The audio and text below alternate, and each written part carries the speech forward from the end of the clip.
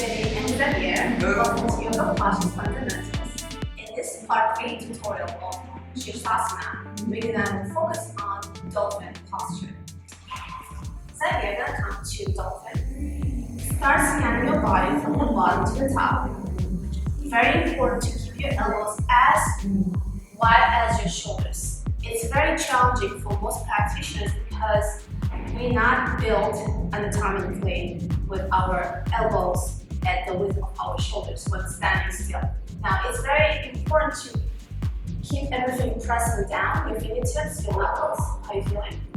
Now, lift your tailbone upwards for dolphin. Point your tailbone up and begin to walk your toes toward your elbows as close as you can while keeping your back straight. Keep your back straight. Hold here. Whatever you feel discomfort, just hold there. Make sure to press all 10 toes into the ground.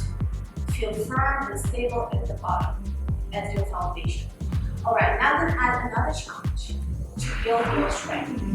Alright, inhale, send your right leg high to the sky.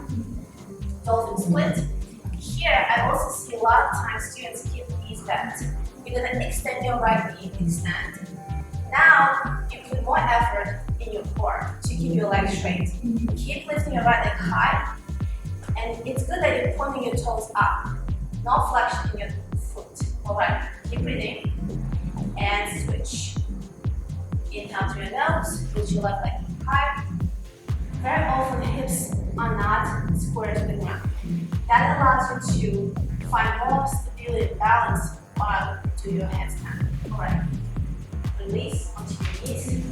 Take a break. That was part 3 dolphin pose of 6-part SIRSASANA series. Be sure to check out my next tutorial, static